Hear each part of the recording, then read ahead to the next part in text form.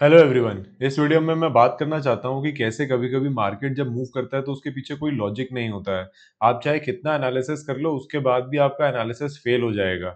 जैसे कि अगर आप आज देखोगे मार्केट ने फर्स्ट हाफ में इतना बड़ा मूव किया एंड उसके बाद थोड़ी देर वेट करने के बाद नीचे भी आया, उसके बाद ऊपर की तरफ ब्रेकआउट दे दिया, ठीक है।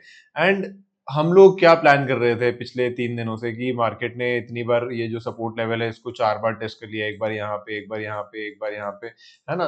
तो प्रोबेबली अगर ये फ्लैट खुल के नीचे की तरफ निकलता है तो ब्रेक करके आ जाएगा 23,800 की लेवल टेस्ट करने के लिए। बट आज मार्केट ने अगर आप देखोगे तो ऊपर की साइड ब्रेकआउट दे दिया, ये जो ट्रेंड लाइन आ रही थी इसको ब्रेकआउट किया और नीचे रीटेस्ट करने भी नहीं आया एंड सीधा का सीधा ऊपर की तरफ निकल गया, ठीक है। विच इज मतलब इसके लिए हमने कभी प्लान किया ही नहीं था मैंने, और इतना जरूर प्लान किया था कि अगर गैप अप खुलेगा तो मैं ट्रेड प्लान नहीं करूंगा, क्योंकि बार बार ऊपर से सेलिंग आ जा रही है, जो कि हुआ भी। अगर आप देखोगे तो ऊपर गया, उसके बाद वहां से सेलिंग आई, नीचे की तरफ आया। अब यहाँ इतनी सेलिंग आने के बाद आप कहाँ लगाओगे? मतलब अगर if you are planning to do, अगर आप ऊपर के लेवल का भी ट्रेड प्लान कर रहे हो ये सोच के कि मैं बाइंग साइड का एक ट्रेड प्लान कर लेता हूँ, तो अगर आप सोचो यहाँ से मार्केट रिटेस्ट करके यहाँ तक भी आ गया है, तो अब आप कहाँ एंटर करोगे? यहाँ पे अगर आप एंटर करते हो तो यहाँ का इतना बड़ा स्टॉप लॉस लग जाएगा, क्योंकि 280 पे अगर आप एंटर करते हो और आप स्टॉप लॉस लगाते हो 240 का, तो ये आया, इसने अपना स्टॉप लॉस लेके चला गया आपका फर्स्ट हाफ में, सेकंड हाफ के आसपास 12:30 के आसपास। उसके बाद फिर तेजी से आपके फेवर में मूव करना स्टार्ट किया स्टॉप लॉस लेके जाने के बाद। तो मतलब तुक बनता नहीं है ऑलरेडी, और इतना मूवमेंट कर दिया है जब, और 280 तक चला गया था तो ऑलरेडी ये 200-250 पॉइंट मूव कर चुका था, मतलब डे लो से, है ना। 100-150 पॉइंट मूव कर चुका था डे लो के आसपास से, जहां ओपनिंग हुई थी, ओपनिंग से ऑलरेडी 100-150 पॉइंट मूव कर चुका है। तो जब मार्केट इतना बड़ा मूवमेंट ऑलरेडी फर्स्ट हाफ में दे देता है ना, तो फिर हाथ जाता नहीं है मार्केट में, एंटर करने में डर लगता है, क्योंकि आप कहाँ तो एंटर करोगे, कहाँ तो अपना स्टॉप लॉस लगाओगे, ठीक है। और उसके बाद फिर ऐसा भी होता है कि थोड़े टाइम भी अगर वहां से साइडवेज चला जाए, तो अगर आप ऑप्शन बायर हो तो आपका प्रीमियम डीके होता रहेगा और आपके स्टॉप लॉसेस हिट होने के चांसेस बहुत ज्यादा बढ़ जाते हैं। और आज के केस में अगर आप सेलिंग की साइड का भी प्लान करते हैं, जैसे कि मैं हर बार बोल रहा था कि अगर आप ऊपर की तरफ आता है तो वहां से अगर आप सेलिंग के साइड का प्लान करते हैं, तो आज सेलिंग के साइड में भी बार बार स्टॉप लॉसेस हिट हो रहे थे। मार्केट डोजी कैंडल बना रहा था बार बार, 5 मिनट में अगर आप देखोगे तो कम से कम नहीं तो 14-15 डोजी कैंडल बनाई है यहाँ पे, ठीक है। उसके बाद नीचे की तरफ ब्रेक डाउन दिया, यहाँ पे अगर आप देखोगे कितनी सारी डोजी कैंडल बनाई है, ऊपर की तरफ ब्रेकआउट दिया, ब्रेकआउट फेलियर हुआ, फिर नीचे आया। उसके बाद तो कभी कभी ना आप चाहे कितना एनालिसिस कर लो, लॉजिक होता नहीं है मार्केट के मूवमेंट में, ठीक है। तो इट इज बेटर कि आप उस दिन एक्सेप्ट करो, और रादर देन इधर उधर का ट्रेड लेने के बजाय, है ना। क्योंकि मैंने भी अपना हाथ जलाया है, मैं अपना वीकली एनालिसिस का वीडियो जब कल बनाऊंगा रिपोर्ट जनरेट होने के बाद, तो उसमें आपको पता चलेगा कि ये पूरा हफ्ता एक्चुअली अगर आप देखोगे तो मार्केट बहुत वॉलेटाइल रहा है डेली टाइम फ्रेम में, ठीक है। दोनों साइड मूव किया मार्केट ने, ऊपर भी गया नीचे भी गया, डोजी कैंडल बनाए बार बार। यहाँ पे अगर आप देखोगे तो फर्स्ट यहाँ पे ऊपर की तरफ गया, फिर नीचे आ गया, फिर ऊपर की तरफ गया, नीचे आ गया, अगले दिन फिर गैप अप खुला, नीचे आ गया, आज फिर गैप अप खुला, ऊपर चला गया। तो डेली टाइम फ्रेम में भी मार्केट वॉलेटाइल हो सकता है, ऐसी बात नहीं है कि 15 मिनट के टाइम फ्रेम में ही वॉलेटाइल होगा या 1 आवर के टाइम फ्रेम में ही वॉलेटाइल होगा। कभी कभी मार्केट जब मूव करता है तो there is no sense in that, कोई लॉजिक नहीं होता। तो एनालिसिस करो आप, करना चाहिए, अपने रूल्स के साथ एंटर करना चाहिए, एक बायस लेके आना चाहिए मार्केट में कि आज मैं खाली बाइंग करूंगा या फिर सेलिंग करूंगा। बट उसके बाद स्टॉप लॉसेस इसीलिए मैटर करते हैं ताकि अगर आपका एक दो बार तीन बार स्टॉप लॉस हिट हो जाए तो उसके बाद आप बाहर बैठ जाओ और बार बार मार्केट के साथ फाइट ना करो, क्योंकि मैंने भी किया है आज, ठीक है। आपको वीकली एनालिसिस में कल पता चलेगा। तो विदाउट वेस्टिंग एनी टाइम मैं आपको बता देता हूँ कि मंडे को हम कैसे अपना ट्रेड प्लान कर सकते हैं। क्योंकि डेली टाइम फ्रेम में अगर आप देखोगे तो ये ट्रेंड लाइन आ रही थी ऊपर से, ये ट्रेंड लाइन आ रही थी नीचे से, इसको ब्रेक कर दिया है ऊपर, और ऊपर सस्टेन कर रहा है, 300 के ऊपर सस्टेन कर रहा है। तो 15 मिनट में अगर आप देखोगे ना तो एक गैप जो था वो फिल हो गया है। ये गैप जो था यहाँ पे, ये गैप जहाँ पे, यहाँ पे ये बंद हुआ था, उसके बाद ये गैप डाउन खुला था, तो ये गैप कहीं ना कहीं मार्केट ने आज आके ये फिल कर दिया है। एंड अब इसके बीच में दो सिनेरियो हो सकते हैं, ठीक है। कि मार्केट अब गैप अप खुल जाए, गैप अप खुल के ऊपर की तरफ निकलना स्टार्ट करे, या फिर यहाँ पे टाइम प्राइस एक्शन बना के ऊपर की तरफ निकले, या फ्लैट खुल जाए।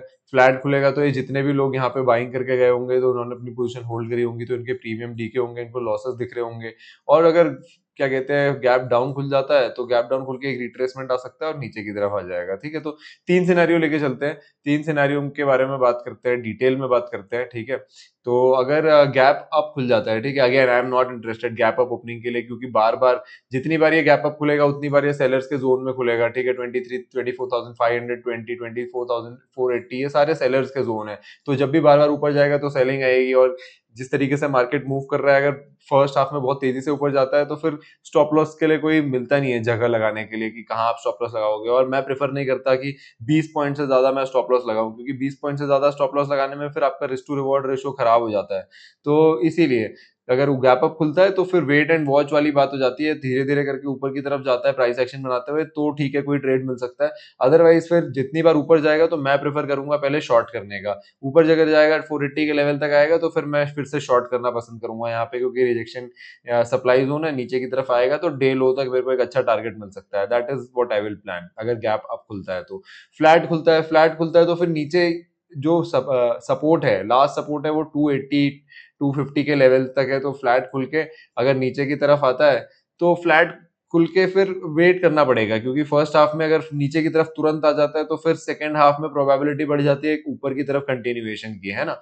तो अगर फर्स्ट हाफ में फ्लैट खुल के नीचे आ जाता है तो मैं वेट करूंगा, और उसका सेकंड हाफ में अगर यहीं पे सस्टेन करके ऊपर की तरफ निकलता है तो फिर मैं ऊपर की तरफ का ट्रेड प्लान करूंगा। और अगर गैप डाउन खुल जाता है तो फिर इंटरेस्टिंग हो जाएगा। क्यों? क्योंकि फिर वापस से हमें एक सेलिंग देखने के लिए मिल सकती है। ठीक है, क्योंकि अगर यहाँ से फिर नीचे की तरफ आता है तो फिर यहाँ तक कोई सपोर्ट है नहीं, 200 के लेवल तक ना कोई सपोर्ट नहीं है। अगर गैप डाउन खुल जाता है तो फिर इंटरेस्टिंग इसलिए हो जाएगा क्योंकि यहाँ से बाइंग आई है, तो एक ऊपर की तरफ जब बाइंग आएगी और ये रेजिस्टेंस का जो जोन है, ये मतलब ये जो सपोर्ट था ये रेजिस्टेंस की तरह काम करने लगेगा। और फिर इसको यहाँ पे 5 मिनट 15 मिनट की कैंडल में ना एक रिजेक्शन कैंडल जब बनेगी तो हम नीचे की तरफ का फिर एक ट्रेड प्लान कर सकते हैं। तो ये रहेगा मंडे का सिनेरियो। ऊपर से काफी, अगर आप पिछले कुछ हफ्तों से देख रहे होगे तो वीकेंड में ना न्यूज आ जाती है, कभी भी कुछ भी न्यूज आ जाती है, उसकी वजह से मार्केट कैसे भी मूव करता है। तो मैं न्यूज देखना प्रेफर करता नहीं हूँ ऑनेस्टली। मैंने अभी तक कभी न्यूज नहीं देखी, मैं खाली प्राइस एक्शन पे ही काम करता हूँ। लेकिन प्राइस एक्शन अगर आप देखोगे तो कुछ सेंस नहीं बन रही है, क्योंकि बार बार मार्केट को देख के ऐसा लग रहा था कि नीचे की तरफ आ सकता है, बट आज मार्केट ने ऊपर की तरफ ब्रेकआउट दे दिया है, ये गैप फिल हो गया है। बाकी एक बार वीकली चार्ट में भी अगर आप देखोगे तो अभी भी मार्केट वो जोन में ही है जिसके बारे में मैं बात कर रहा था। ठीक है, ये काफी स्प्रिंग की तरह ऐसे दबता जा रहा है, जब भी निकलेगा मार्केट इस जोन के बाहर तो एक तरफ की एक साइड पे बहुत बड़ा मूव देखा। ये देखो, अगर आप देखोगे तो ये काफी बड़ा जोन है, इसी जोन के अंदर में है। मंडे को देखो, अब होता क्या है ना कि बार बार इस जोन से मार्केट यहाँ पे ब्रेकआउट दिया था पर रिवर्स आ गया था। तो अगर मंडे को भी यहाँ से ब्रेकआउट देता है और रिवर्स आता है तो फिर चांसेस आर वेरी हाई कि फिर बहुत तेजी से वापस नीचे की तरफ आ सकता है और 23,000 या 24,000 के लेवल को टेस्ट करने के लिए वापस से आ सकता है। और फिर एक और मतलब एक हफ्ता ऐसा भी हो सकता है कि ये हफ्ता फिर से जोन में चला जाए। तो ये वाला हफ्ता है नहीं कि आने वाला हफ्ता। तो let's see, wait and watch. And मैं भी कुछ चीजें अभी अपने ट्रेडिंग में इंप्लीमेंट करने वाला हूँ फ्रॉम नेक्स्ट वीक ऑनवर्ड, जिसके बारे में मैं अभी वीकेंड पे जो वीडियो बनाऊंगा उसमें बात करूंगा। तो स्टे ट्यून्ड, ओके। बाकी वीडियो अगर पसंद आया होगा तो लाइक करना मत भूलना। Thank you for watching.